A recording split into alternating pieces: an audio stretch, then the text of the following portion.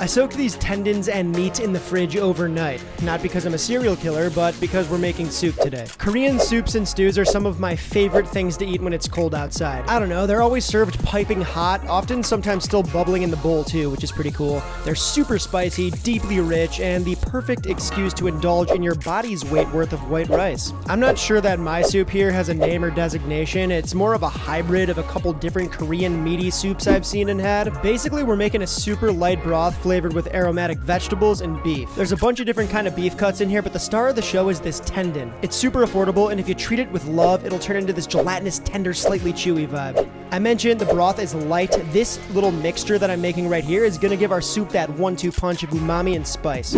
After removing the vegetables, beef, and straining the broth, this is what we're left with. I'm just gonna skim some of that fat off. You can keep some in if you'd like. Pour up a small portion of however much soup you want to make and add in that flavor paste to taste. That rhymed. You can add this if you want, it's totally extra, but this is just egg. A good way to ensure your soup stays hot is to preheat the bowl, so that's what we're doing here. This is a traditional Korean stone pot called a dolsot. These are cool because you can put them directly over the heat and get them super hot, which I totally didn't do, but you could. To serve, I put in a mixture of all those meats that we cooked, and we're gonna garnish with our egg, scallion, and gochugaru. This is definitely more of a blueprint than a recipe, mostly because I didn't write anything down, but I urge you to give these techniques a go with whatever proteins and vegetables you have access to.